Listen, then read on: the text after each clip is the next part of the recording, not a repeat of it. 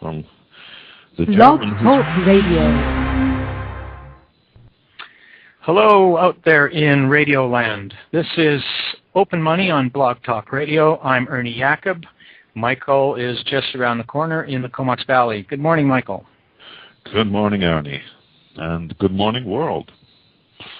So today we're going to be talking about, the usual, community currencies, open money, mutual credit, all those kinds of things, but particularly as normal money and community money relates to dealing with, disaster response in places like the tsunami east, but also just in dealing with aid to impoverished areas.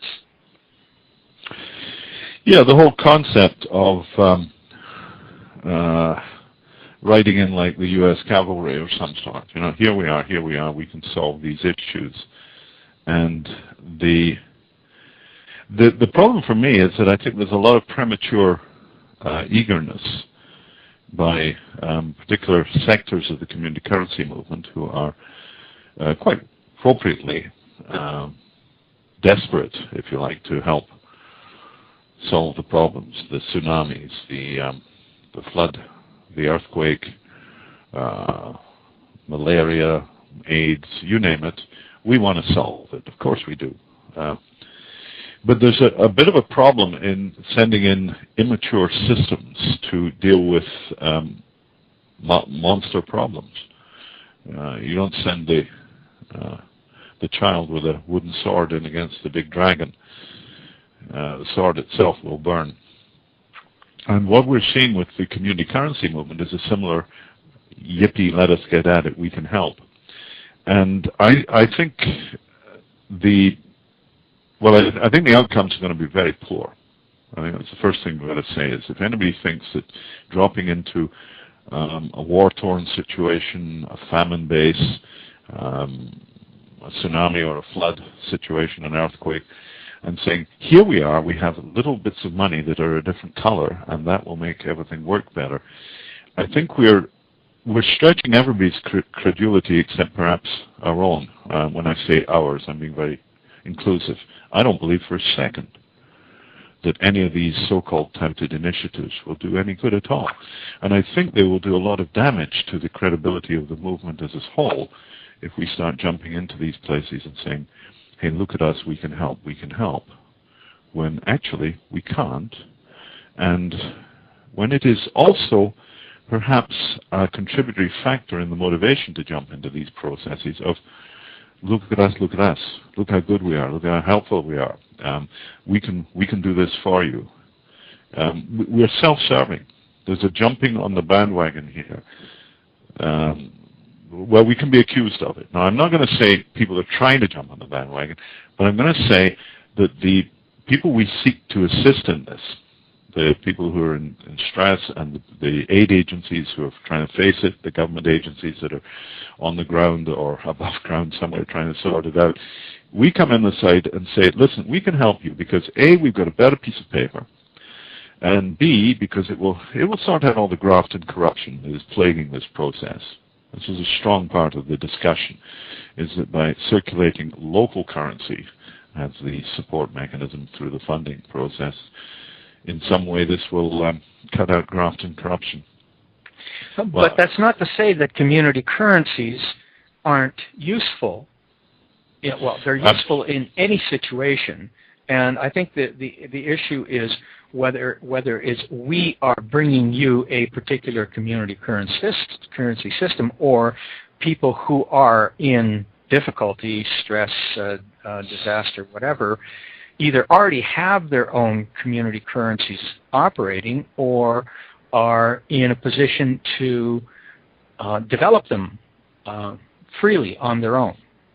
Yeah, I totally agree, Arnie, and it's very important to get this one clear. We're not saying don't do anything. We're saying be careful what you do, because if you do something which is intrusive, is paternalistic, institutional, structured, over the top, and ineffective, then you're going to lose on 5 counts. But if you offer any community the facilities to work their situation better, then at least in a small scale you'll be doing some good, and in due course it may become a large scale. But to talk about we can sort this out for you in some way and not recognize all the impediments that are in place in these situations, which are far worse, even the impediments that face us with the inner city problems, the homelessness problem, the food security problem, the public health problem, the education problem, the social justice problem, everywhere in the Western world.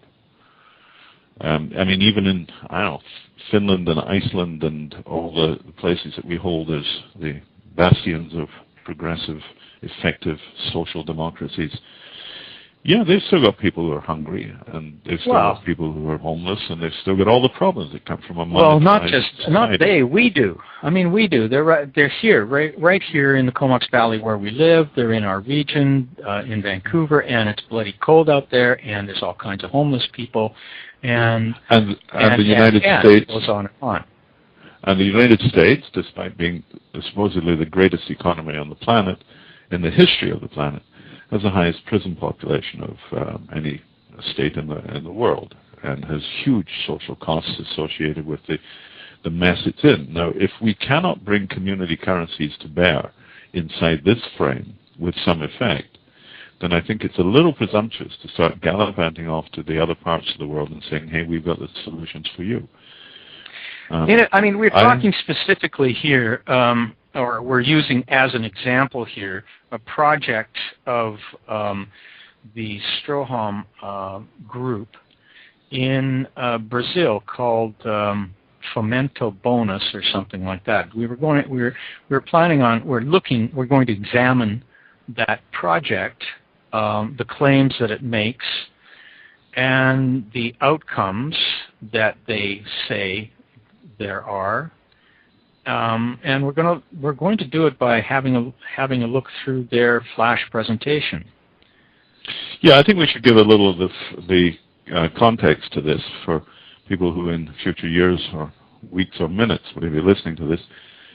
There is a Skype chat called the CC Open Collective, which has many of the leading activists in the community currency movement participating in it. And in the last couple of days, that would be from the November the 12th or 11th perhaps, there's been a discussion of the Tabasco flood problems in Mexico, and whether or not a quick flying visit by the leading people in community currencies could not bring something to bear on this. And in particular, the various people who are talking about this on the CC Open Collective site are specifying that the Strohom project is probably the way to go, the best one. They're saying very positive things about it. I should interject here, Michael, that CC here in our parlance is community currencies. So this Skype chat, this CC Collective, is a group of people that are involved in community currencies through research, academia, and development, and design and development. Now, essentially, the list that this conversation is taking place on is public, but it's also somewhat moderated in various ways. And I don't want to do names and background. I don't want to say, and furthermore, these people, whatever. No, so I'm not going to bother with the names or the situation or who's saying what or whichever. That's irrelevant, really. What I want to do is just look at the propositions that are made about this concept that Active Strohom, the Dutch development agency, is advocating, and that so many people are excited about. And, if we just go through it, I think our misgivings about the process will become somewhat clearer. Conservative basis for perhaps a later text document or something, but ultimately we think they're missing the point completely. And so let's take a look at and the website that we're going to use here is a flash presentation on the strohom.net website, The complete URL is on the chat here. It's it's www.strohalm, strohalm.net/media/presentative.swf. Anyway, it's here on the chat if anybody wants to follow along. But particularly, I'm interested in examining this because it just doesn't make any sense to me. The sense that it makes is... Mm-hmm. Yeah, if you bring this up, it's a fairly slow-moving flash site, details very specifically, and we'll go through it slide by slide. Can we take a count on these slides as we go, Arnie, so that we know which one we're talking about? Well, I'm calling this one number 1. Which one are you at? What does it say? A random development project. That's number 1 for me. I got you. Assume that funding is available for constructing a school. I like that. That's a good start. There is often funding available. Here they're talking about essentially normal money, and donors here have donated. In this case, they're using $100 as instead of the unit measure. In any case, it's $100 that goes to a local NGO, a non-governmental organization inside the community. And in the second slide, and we can go through this first bit very quickly, it's very straightforward. The second slide, it goes to workers, the people pay it. In the third slide, the argument is that the constructors spend most of the money outside the community. So the cash left, so the work has been done, and only a small part of the community has any actual income. Whereas they're saying $80 goes outside the community and $20 goes to the local market from the companies and the workers that built the school. Continuing on, they argue that it stimulates the local community only when it's there, so when it's out, it's gone. Well, we understand that. That's been the argument against money that flows through for a long time. So obviously, the response, and they summarize... Money in, money out, something happens. And their argument is that local companies and workers had an extra income of $120 when it's accounted as how many cash flows take place as this money moving through. Right. There's a bit of double accounting. $100 came from some benevolent people or donors or government or whatever from outside the community, and the school was built. Yeah, and there's an interesting thing. There's a bit of double counting in this. They say local companies and workers had an extra income of $120. Well, of course, that's the workers' income was the wages paid by the company, so it's a flow through. It would be a more useful way of saying of the 100 that was spent, 80 went out for materials, taxis, energy, whatever, and 20 was support to local workers, employees, etc. So an 80-20 split of $100. It's fascinating which the previous slide did actually say. It said 80 went outside and 20 went to the local market. Yeah, but you see their analysis, local companies and workers had an extra income of 120. Suppose it had gone from one company to another company to another company, the 100 first, through 3 intermediaries or something. Then it would have said $320. And that's absolute nonsense, really. Meaningless transfers don't count. The real issue is how much of the money that has been pumped into your local economy actually ends up in the hands of the people who live here as their wages or salaries or incomes or rents or whatever, and how much goes straight out. And very often, it is true, with hard cash injections into the community, most of it's out, and only a little remains in the wage packets of the MAC jobs that people have on the edge. And that is a big distinction, and that's the one that's useful to be clear about. How much stays in? Well, and in fact, none of it stays in. It all eventually goes out. And in fact, their diagram shows that. So we move on to now let's have a look at the bonus method. and they do say the same thing. The money quickly flows away if it's US dollar, whereas the local Strohom, branded here, call it an LE. That's an interesting term. Longer and better circulation. Well, that's interesting. Looking forward. Next slide, they assume the funding is still available. But in this case, instead of it going straight to the NGO as cash, we have to move to the next slide for this. Well, wait a minute. I mean, this is still the same as the previous. There's normal money. There's $100 coming from donors from outside the community to a local non-governmental organization, and the purpose is to build the school. So the next thing they do is that the local NGO says, we're not going to spend this cash because that's only just going to spin out. What we're going to do is we're going to deposit it in a microcredit program at the Banco Palmas. This is one of the banks in Brazil that's been experimenting with ideas like this. So obviously they get cover in this.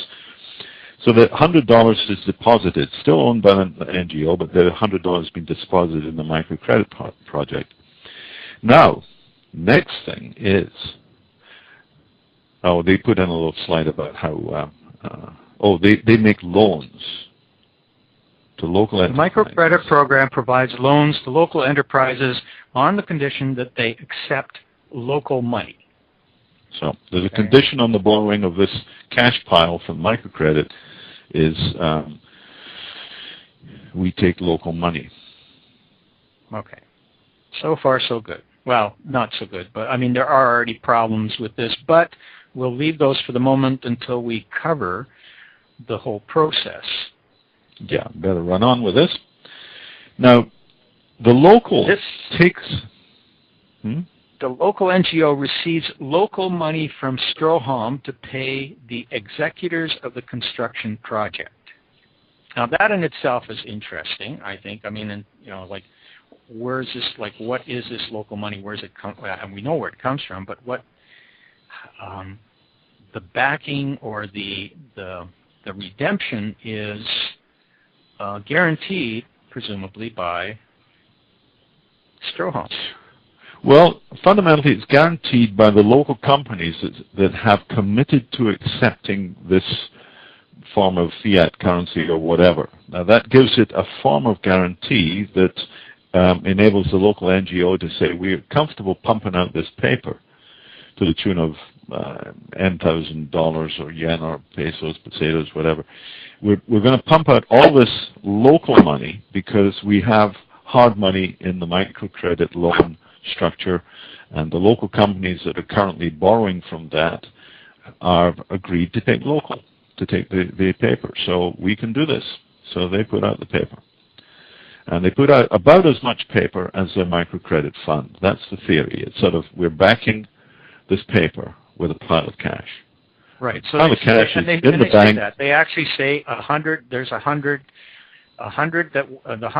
cash that went to the Banco Palmas, which was then lent to the local companies, is matched by the 100 local dollars that have been created in parallel.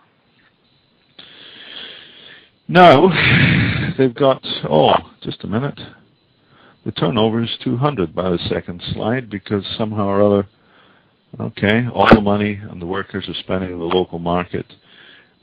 Now the next slide shows that the money actually goes back to the local companies who are underpinning the local economy by their willingness to take this money, and sure enough, they take it, and so it goes back to the local companies. So it's no longer in the local market, it's been received by the local companies. But we have all of a sudden a turnover here. The figure is 3 now. Nothing actually has happened beyond the things that happened in the previous time, but the turnover has suddenly gone up another notch. That's always fun. Continuing to the next slide, what do the local companies do with this money? They repay their local loans with the local money. So they are no longer obliged to the microcredit program. The microcredit program, of course, doesn't have any cash left either. So what we've got all of a sudden is a situation where the money has flowed through the community, putatively $300 by their calculations, which are rather dire, But all of a sudden, money's disappeared. Both the local money, which in their slide says the local money that has been repaid is subsequently destroyed. So clearly there's no more local money out there. And also, the microcredit fund, which used to be a revolving loan fund that local businesses could access, local small traders, local individuals perhaps, could access this microcredit asset to further their economic and social well-being, and they would pay the cash back in, money out. It is a loan. It is a microcredit investment package. That's the idea of microcredit. Well, that's no longer available. The money somehow disappeared in a puff of Stroham smoke. Give me the money. Money moves, money's gone. Well, it doesn't actually disappear in a puff of smoke. They've got arrows showing where the money went, except for they don't show the money flowing out, the conventional money, the dollars, the normal dollars flowing out of the community. Well, they don't really show any of the salient information at all in here. Or perhaps they do. I mean, I'm quite stunned that an organization with such reputation, intent, and dare I say pretension, and I say that in a positive sense, they pretend to, they propose to, they intend to, they strive towards achieving good ends in good places with good means. Well, the end to be achieved here is minimal. You've lost microcredit, you've collapsed your currency, you've indicated to the community that they can't do this themselves, they need external injections, and that those external injections are not permanent, they're transient and dissipated. So you call this a basis for starting a local currency system? I think there's an issue of efficiencies or lack thereof here. One of the things, there's a lot of drag in this system, it seems to me. These organizations have costs, like the local NGO, to handle this money, and then the Banco Palmas, who handles the money, the loaning process, and of course the companies that have to borrow the money. I mean, there are costs all around this that aren't indicated anywhere. Yeah, and also in their summary of this cycle, comparing with the previous summary, they say the school's been constructed using as much local input as possible. Local companies are stronger because of the loans. Now that's an interesting line, number 2. They're stronger because of the loans. Okay. They were able to get loans. They were able to pay them off easy. That's good. But no local companies can get loans anymore because of the way this was done. So number 2 on their list of good things is exactly contradicted by their own results. Local companies are now weaker because the loans are not available. Third point, they say local companies and workers had an extra income of $300. Now, this is fascinating because they say, first of all, you get $100 when it goes from the NGO to the contractors. Then you get $100 when it goes from the contractors into the local market through wages and purchasing. And then they say you get another $100 when it is taken into the local purchase, the local companies, which are the obliged receivers.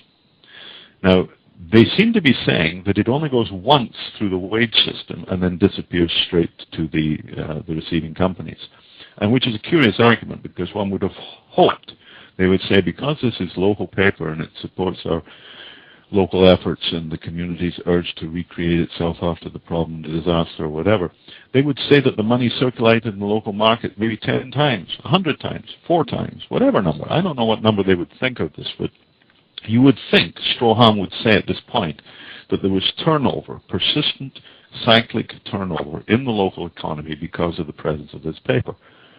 However, they don't. They just say it goes to the wage packets once, and then from the wage packets it goes to the local companies and is dissolved. And they're accounting that this is therefore another $100 in a $300 fantasy cake. One layer. Is the curiously banal accounting, because they cut their own feet off with their own analysis. Now, actually, I think their own analysis is probably quite accurate. I think it would go straight from one to the other, and it would be a cash transfer. Most of the people straight from one to which one to which other? It would go from the contractors who were paid by the NGO to the first level, which would be some local suppliers of materials and goods and services, and it would be some local employees. It would be dispersed. The $100 of Strawham money would go out straight to all sorts of people. I will bet you that 80% of them just go around the corner to their friend who will give them cash for that at a discount of 10, 20%. So they'll take their Strawham dollar and they'll go and get 80 real cents. And the guy who's going to give them the 80 real cents knows that he can do that because he can go around to the issuers, the many local businesses that are willing to receive this.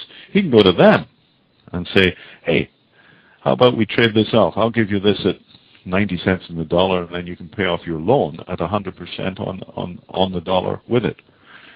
So the local companies who are supposed to be the bulwark, the backing, the underpinning of all this thing, will actually be the leaks through which the money is quickly dissipated out of circulation.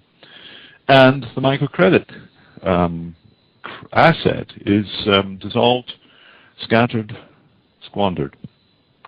Fascinating. Well, it is, and interestingly, on their website, where they talk about microcredit innovation. This is from their website. The bonus method is an innovation that doubles the impact of microcredit, local investments, bracket welfare grants, and any other money flowing to a community. And then they also say evaluation from the University of Bahia showed that the project resulted in an extra economic activity of 87%. Jeez. Now, how would they have come up with that figure? I mean, do they count any of the costs? There's so many components to this. I mean, if you try to analyze the benefits of a community currency innovation, how the money flows around, how much more activity is generated or whatever, you will find various really inept analyses. The New Economics Foundation in London talks about buckets, and that if you're using community currency, the buckets circulate and people stay happy and whatever. And they seem to argue that the money will go round and round and round for 5 or 6 times before it disappears, which is an utter fantasy and is a piece of creative accounting, creative fantasy, an artist's impression of logic that's quite appalling. So you get numbers for the benefit, which is absurd. And when the University of Bahia says whatever, Bahia, what university? Bahia, Bahia. Bahia. And the University of Bahia says that it's an 87%. What? In the regional GDP? Yeah, I mean. No. What the actual quote is. Evaluation from the University of Bahia showed that the project resulted in an extra economic activity of 87%. 80% of the 14 people in the project, or the 14,000 people in the village, or the 14 million people in the region. 87% of what? And well, I presume it's the money that was injected. In addition, the 100 becomes 187. I presume. Yeah. I mean, we'd have to look at the. And the given the way that, but I don't think. And given the way that, it's not. Given the way they're calculating and displaying on their own flash demo, it's an absurd piece of nonsense. So we won't even bother with trying to work out how much they think goes around before it disappears and what the velocity or the cycle rate is. But we will emphasize that they seem to be glad that they've managed to move this money through, proving that the backing works. Look, it is used, it is gone. Hallelujah. Our money worked because it dissolved fast. And when it dissolved fast, it destroyed the asset it was based upon. This is really smart. They don't say that. Their claim at the end of this flash presentation is the bonus method increases the impact of donor money. I think that's a significant statement. It increases quite astonishing. The impact of donor money additionally, it is a good first step towards a local money system. Well, let's look at those two. Several other advantages in the future. Amazing, quite amazing. Like to say that it's impact of donor money. No, man, it's spreading it out. It's like getting a bucket of water and crossing the desert with this bucket of water. When you get it to the people that you want to have, you throw it at them, or you spread it around, drop it on the sand. I mean, it takes the raising of community support through microcredit is not insignificant. It takes a lot of work. There's a lot of activity going on at the moment. Things like Kiva, Prosper, eBay's just started a micro loan, micro pay, which is an opportunity for people to invest in microcredit funds through securities, get interest back. So you might get 10% interest on your deposit in your microcredit that you can direct to this particular village or town or wherever in the third world. Now, if we are compromising the power and substance of that process with nonsense like the Fomento model, then all we do is we make ourselves as a movement look absolutely ridiculous, devoid of any element of financial awareness, of systematic analysis. I'm beginning to get lyrical on this. Back off. Slow down. Well, it's pernicious. I mean, it's pernicious. Yeah. I think it's the old problem we're looking at is organizations, aid-type organizations, generating donor money in order to, using the microcredit movement to actually suck people in to a worthless process. It's what's called in business terms, it's called appearance management. A more interesting terminology is called cargo cult. It's when people try and get a result by replicating what they think they just saw.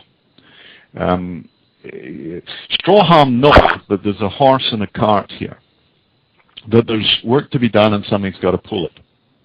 Now, unfortunately, what Strawham is doing is they're putting the horse in the cart, and they're expecting things to happen. Now, actually, what's happening is that the cart collapses because of the horse sitting in it. So, horse and cart isn't the solution. You've got to put them in the right order and in the right way.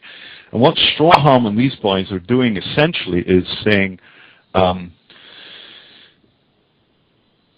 the money has to be backed because obviously people won't trust money that is created inside the community because people can't trust each other because people aren't to be trusted. So we've got to vest the trust in this money, the stability in this money, in the real money. The real money, of course, we believe in. We love the real money. The real money is real. But our local little paper stuff is just local little paper stuff. Nobody will believe in this unless we say the local little paper is backed by the hard money, the real money. So if you set it up by saying our stuff is weak, cannot command any relevance in the local community unless it is bolstered by this guarantee of redemption, then what you will get at the best is a flow-through system where money is deposited, cash money at a bank, and people get little bits of paper. Same model in many other worlds. The Salt Spring dollar, the Toronto dollar, Berkshire's, another instance of the same basic concept. Put in cash, get paper. Move paper around, turn paper back into cash. What have you achieved? Well, not a hell of a lot in general terms. In the Strawham issue with Fomento, however, it is considerably worse because they're not actually inviting others to buy the Strawham on merit as they do in Berkshire's and others. Say, yeah, buy this, it's good, and you'll clear it. They're saying, we've got the money because we have microcredit loans and injections. So this money is created already. Nobody has to buy it. You have to use it. Sure. Use it, misuse it, abuse it, and dump it. So that's what happens. The money is just turned around quickly and disappeared into the microcredit loan fund, which disappears into the lost currency. Well, this is definitely not horse pulling cart. This is completely upside down. Now, without wishing to get into the technology of how you actually do it right, I'll just say go to the Wildfire site on openmoney.org. It's all up there on our linking system. Go look at Wildfire. Go look at the Community Way model. That's on openmoney.org/CW. And you'll see what looks like very much the same thing, except the cart and the horse are in the right place. The money in our networks is created by people's and businesses' intention to provide services inside the community of concern. And these don't have to be local people. You could have a multinational dropping a bunch of community currency into a project in Tabasco or wherever, in many different places. But they're intending to serve. That's the commitment in the money that they are creating and donating. And it is local money or community currency.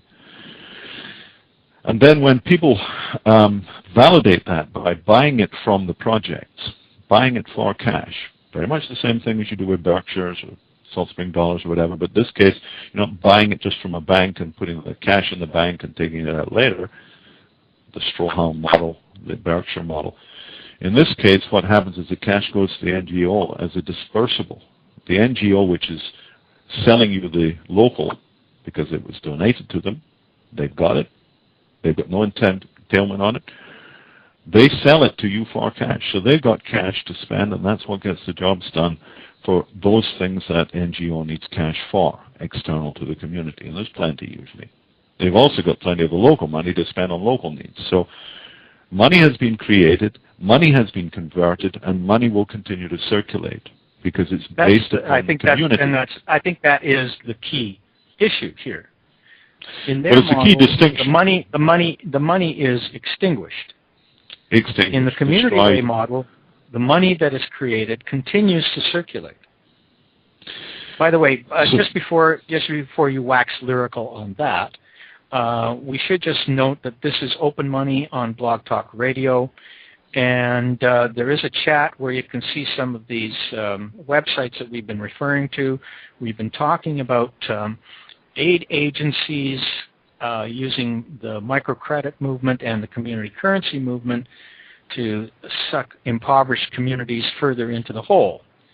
And I'm Ernie Jacob, and he's Michael Linton, and we're talking about community currencies, LET systems, open money systems, and mutual credit, and how these systems can be done very cheaply without a lot of aid from the outside, and can be self-sustaining and indeed self-financing. That's the end of the commercial. Or you can jump in there with a half-cock scheme, like an airplane with no wings, a bicycle with square wheels, a boat with no bottom. Berlin airlift. I like the Berlin airlift analogy that we were talking about just before the show. Mm-hmm. Yeah, that people may not remember this or know about it, but in, I think it was 45, 46, the Berlin corridor, the land corridor linking Western Germany to Berlin was cut off by the Russians. So there was no way in except by flying into these little airports, and there were, I think, 2 airports in Berlin. And so all the necessary consumptions of consumer goods and food and fuel was flown in along this permitted flight corridor and landed in Berlin. I think it was a flight every couple of minutes or something, coming in and out. It was, there were a lot of planes in Europe at that time, the post-war occupation. So they were using the DC-3, the Dakota, the workhorse, the sort of, the 58 Chrysler, or 58 Chevy, wasn't it, would be the thing for the car comparison, or the Volkswagen. Like the workhorse. The plane that made it all possible was the DC-3. Now, people who talk about bringing CC, community currencies, in to solve big crises are sort of like the Wright brothers attempting to fly the Berlin airlift. The system, the technology is not mature enough, has not been understood enough, doesn't have Airports, for a start. Airports don't exist. So you couldn't expect the Wright brothers to do the Berlin airlift. What you needed was considerable amount of development and technology and substance and power and experience. You needed the DC-3. And then the world worked for that. For several months, maybe 6 months or so, they were just flying this stuff in every few minutes. Another plane, another load, turn it around, fly it out. It was an amazing process. We are not going to do that with community currencies based on the fomento, all is fomento, as Kurt Vonnegut wrote in Cat's Cradle.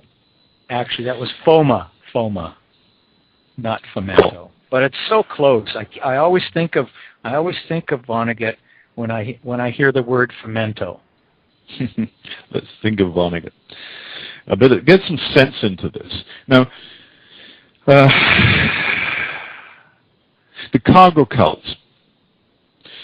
Cargo cult. Look up cargo cult on Google and add Richard Feynman if you want some added detail. After was that Richard Feynman? Yeah, the physicist who wrote brilliantly about all manner of things, and he has a good link on the internet about cargo cults. What happened with cargo cults was that after the Pacific War, a lot of the tribal communities in New Guinea or some islands down there, I won't be specific, follow the links and get it right, got used to the idea of airstrips being formed and income planes with corrugated iron and shelter and cardboard and T-shirts and whiskey and all sorts of things. So they got very used to this, particularly because it was first of all the Japanese and then the Americans and then the Japanese again. Then it went backwards and forwards, and they got used to the idea that if you cut an airstrip, then these big birds from up high would land and give out the cargo, which was the wealth of this new born-again communities, because these were really primitive tribal communities suddenly exposed to modern warfare, modern technologies. They got really quite addicted to it very quickly and didn't have much understanding of it. But they did figure that it was like bird blinds, put down a duck decoy and down will come the real ducks. So they would cut swaths in the forest and they would build facsimile aircraft from bamboo and whatever. And then they would sit and wait for the big planes to come down from the high as they flew over and deposit the cargo. Now these were religious cults of, the same level as the world is going to end, come to the top of the mountain, oh, it didn't end, well, maybe next week. So the fact that a cargo cult is unsuccessful has never diminished its attraction. And this is the problem with the Fomento sort of model. Fomento is a pure cargo cult. It's a make it look like it's working, and then people will think it's working. Or it will work, because people think it looks like it thinks it's working, or something. It isn't working. Fomento is a self-destructive loser. It's a complete loss. It's hopeless in its immediate functionality, in its immediate consequence, and its impact upon the future. It's a cargo cult. If you examine the two cases, you'll see the point. Now, and I would imagine that holds true for most or a lot of aid agencies all over the world.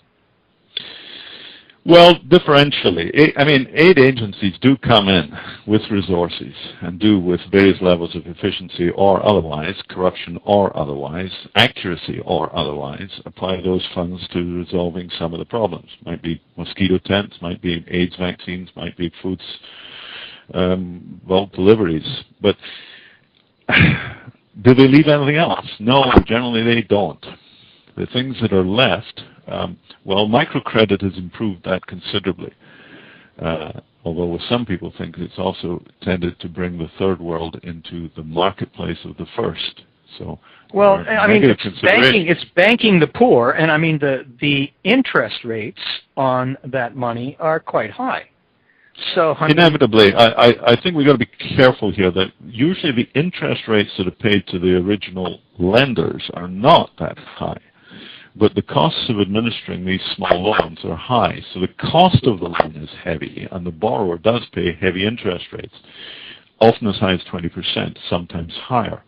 Now, arguably that's bad, but arguably also it's not such a big problem on a small loan, and it's not profiteering. Nobody's profiteering on microcredit. I don't accept any criticisms of it in that level. But it is drawing people into being part of the great supply chain, and it is hooking them in the conventional money world. Now, leaving those considerations apart, it is a bit closer to the fish and the fisher business. You know, somebody's hungry, give them a fish, they're fed for a day. Teach them to fish, they can eat for much longer until they've exhausted the fish stocks, locally, of course. Now, the microcredit model is towards the teach them to fish. It is installing some degree of localized autonomy, some degree of local facilities, some degree of local infrastructure, capacity building, all sorts of things. It is a qualitative investment, even if it is quantitatively not that effective. It's better than nothing, and it is a step towards creation. Well, I don't know if that's necessarily true. I mean, first of all, there's a huge power imbalance between those who have the money and those who are borrowing the money, and the decisions about what is done with that money in the community may be detrimental to the community. It's like, instead of growing corn for food, local food consumption here, we will get a microcredit loan to grow food or grow corn for biofuel, and make money that way, and repay the loan. Absolutely, those are the potential downsides. You get mixed in with the Western economy, you're mixed in with the Western economy. But I think that the point I was trying to make here, Ernie, was that giving them food aid is food aid and it's gone. Giving them microcredit aid creates the possibility of some investment, some legacy, some persistence, some installation. And that's good, in principle. It's also risky. Some capacity, some resources, perhaps. Now, depending on how what we're saying is, the ultimate capacity you could provide people with is community currency. Ultimate in that it is a channel to all sorts of other things. It is the horse cart in the right order. If you get a decent community currency system in place, it empowers the introduction of investment from overseas. If you want more microcredit, you'll get more microcredit if you have community currencies underpinning them. It's a whole different game. It comes the other way around. This horse pulls the cart. It doesn't just sit on it and crunch it. And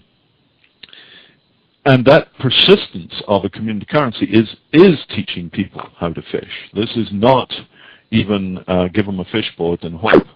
It's a skill based. It's intrinsic to their local conditions and situation. So what we're looking at is actually capacity development and serious investment. Microcredit is a step towards that, arguably good, arguably bad. Fomento wipes out the value of any microcredit investment that it applies to. If you use microcredit to fund a cash-backed currency, you'll lose them both. It's dumb. It's flat stupid. And I'm waxing lyrical again. I'm getting going on this because what I want to do now is I want to put up a note on the Skype list where this stuff is being talked about so liberally, and encourage people to scan this blog talk. It's downloadable. It's a pod. It's a stream. So anybody who's willing to spend 20, 30 minutes listening to the key parts of this will hear the gist of our dismissal of Fomento. And, we invite them on to discuss it either on that list or in various email places or in correspondence with us. For instance, they can almost comment on our blog page too. On BlogTalkRadio. And they can also email us. You are mwl@openmoney.org. I'm Ernie at openmoney.org. One of the things that we haven't touched on here is singularity as well. I mean, when we say local currency or community currency, what we mean by that is community currencies, because we're a village or a town or a region can have many of these. Yeah. That's a pretty much a critical. The world is divided into two sorts of people: those who divide it into two sorts of people, and those who don't, or those who wear hats and those who don't at this moment, or something. And in community currency, there's two games. There's process, and there's a prescription, I'd say. I think that's probably the simplest way to put it. The process of community currency is anybody can do this, let's go. The prescription of community currency is there's a right way to do this, and we know what it is. Pick from these 4 or 5 opportunities. We will give you the right one, and we will show you how it is done right, and we will provide the infrastructure and whatever. I mean, there's so many elements of let us help you. Cultural imperialism rides again, in my view. But it's that distinction between are there many opportunities, or are we offering one at a time? And the arguments for one at a time are usually that, well, people will accept it more easily. It would be too complicated for them to think of many currencies. These are not sophisticated people. You see, they are villagers in the third world. They are not sophisticated. I've heard that said so often. It really just... that's when they are talking about they. There's also when we talk about community currency, the tendency when people hear about community currencies, let systems, open money, time dollars, whatever, they tend to follow the old prescribed method, which is form a committee, study the problem, get a grant, get a grant, study the issue. Oh, well, that'd be nice if you can, but it's basically, it's on the committee basis. It's let's do this with the correct... Well, and you can see the reasons for that are sort of to do with you don't want entrepreneurial initiatives characterizing or putting this thing off the edge. So let's get the leaders of our community or the leaders of some section of our community. Let's get a consensus around this. Let's all agree.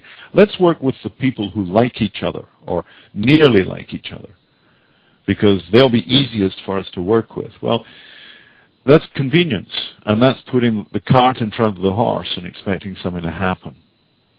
This doesn't work. A lot of horses and carts in this show. Yeah, and which only has 7 minutes left, by the way. Just throw that in at the moment. You're watching the same switchboard I am. Mm-hmm. So, given that there's only 7 minutes left, maybe tidy up this essential challenge. There are a lot of people who are supposedly influential in this area of community currencies who are talking strongly about the value of fomento, advocating it as a great and good thing to do. I think that our running through the slideshow that they promote this with has delineated exactly what they say. At the end of it, you have no money and you have no money. You start off with some money, a microcredit donation. You end up with that money has been applied to a school. Good. Fine. Great. An injection of some energy achieved that. But by this route, well, the money's gone. Yes, you've got a school, but you don't have the microcredit and you don't have the currency. And you have in the normal method, the same thing happens. You get to school and you don't have any money. The money's gone. The school is built. Some people got some work. Something happened. But what happened with regard to community currency and what happened with regard to microcredit? Oops. 2 losses. Well, the community currency was extinguished and the microcredit was gone because the money was lent out. Basically, it was gone because it was pinned by the cash. Money was holding up money, hard money holding up soft. If you think hard money can hold up soft money, watch what happens. Virtually always, except in extreme cases of high social intent and high peer pressure, people who have a piece of paper of doubtful validity will trade it in for the hard stuff, one way or another, pretty damn fast, and it will be gone. So that's the problem with all of these cash for local models that start with a fiat currency and put it in circulation against an asset. The circulation is limited. There's no evidence that it's actually doing anything, and it doesn't lead to anything either persistent or real. It's like people thinking if we build a plastic airplane and put wooden wings on it and put it on the ground there, people will think it'll fly, it'll look like it's flying, people will come and sign up for flights to Europe or something. It's nonsense. We're putting a false thing in front of them and giving them the wrong guidance. We'd like to have discussions about this. Who's we? Who's we? Well, I think we, no, we are not. That's true. We're definitely not doing that. But the movement as a group, anybody who's involved with community currencies on a large scale should know these distinctions and be clear about whether they're actually achieving something or not. Well, it seems to me that the International Journal of Community Currencies Research ought to do some research about this very important issue, don't you think? Not really anymore. I've given up with that project, that direction generally. I do think that... well, any organization that calls itself an International Journal of Community Currencies Research. I've never seen any anything about Fomento in any community currencies other than glowing reports of how good it is. I've never heard a critique. Maybe that Bahia thing is done. Well, that survey done by that. Maybe that's what they would count it as. Yeah. Mhm. Mhm. But they are glowing reports, so I really haven't. And this is the first critique of Fomento online, anyway, that we know of. Well, it's the first one we've bothered with. That's right. But and I think the difficulty I have with maybe we should respond to this. Maybe we should do research on this because we would have to be the people that make this commentary. And no, we have not. Oh yeah, no. We don't want to do the research. No, definitely not. Well, no, I don't even want to do the research. I don't either want to go to the trouble of pointing out the obvious. But we have. And we just have on the air, and it only took an hour, which is the difference. If I tried to write this thing up, it would take several hours, and it would introduce so many other issues. And I'm so fed up with dealing with. Yes, indeed. Let me not say anymore. I know you are. You've been at this now for what? Almost over a quarter of a century, I believe. It was 25 years ago today. Yep, that's right. 25 years ago. 25 years ago. That system in the Comox Valley. Mutual credit. Very simple, very easy. Anybody can do it. Start at zero, bounce up and down. That's it. That's community currency for you. Anyway, that's many. A quick Reader's Digest explanation of community currency. And because we've got 2 minutes left, I probably won't be around on Friday to do a show. No, I'm not going to bother with a show on Friday. I think we should. And you're going away next week. Yes, I am.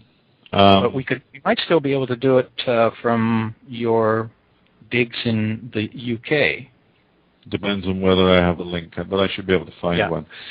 So okay, well, we'll talk about that when you get settled next week. And so no show on Friday. Maybe we'll do a show on the weekend as a parting shot before you take off, and maybe we don't. We'll see. Might be easier for people to catch. If we do, we'll notify on IJCCR. Good. Right. Okay. Well, that's it for me. I'm Ernie Jacob, and Michael Linton in the Comox Valley. We are Meme Pro. That's Michael and Ernie. And we're in the meming business. Meming money. Meme me up, Scotty. Okay, I'm out. Bye now. Okay.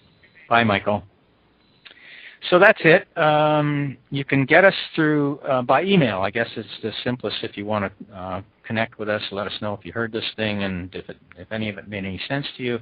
I'm Ernie Jacob, and my email is ernie@openmoney.org. And that was Michael Linton, who just left, and he is MWL@openmoney.org. So thanks for listening in if you did. Thanks for listening now if you're listening to the podcast, because the show is now over. We did this on Thursday. No, not even Thursday. Wednesday. I'm getting way ahead of myself. Goodbye, all.